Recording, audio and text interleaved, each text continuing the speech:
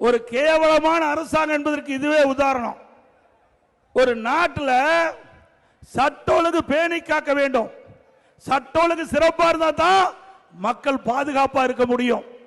ஆனா இந்த ஆட்சியில் சட்ட ஒழுங்குக்கு டிஜிபியோட நிரந்தர டிஜிபி நியமிக்க முடியல.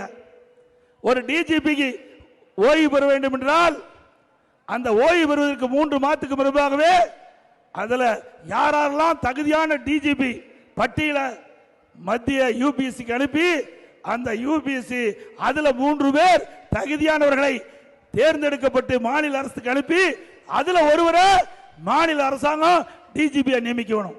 6 மாசம் ஆச்சு, போடவே இல்லை. பிறகு அதுக்கு பொறுப்பு டிஜிபி போட்டாங்க சட்ட ஒழுங்கு. அவருக்கு உடம்பு சரியாத உடல்நிலை சரியாம மருத்துவமனைக்கு போயிட்டார். அதுக்கு ஒரு பொறுப்பு டிஜிபி.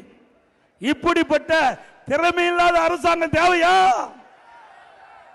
ஏங்க சட்ட ஒழுங்கு பாதுகாக்கக்கூடிய நிரந்தர டிஜிபி நியமிக்க முடியாத கையிலாகாத முதலமைச்சர் இன்றைய முதலமைச்சர் ஸ்டாலின் அவர்கள். சட்டமன்றத்தில் பேசின பதில் இல்ல, பல பொதுக்கூட்டத்தில் பேசின இதுவரைக்கும் முழுமையான பதில் இல்ல. ஆக நிர்வாக திறமையற்ற அரசாங்கம் என்பதற்கு இதுவும் ஒரு சான்று.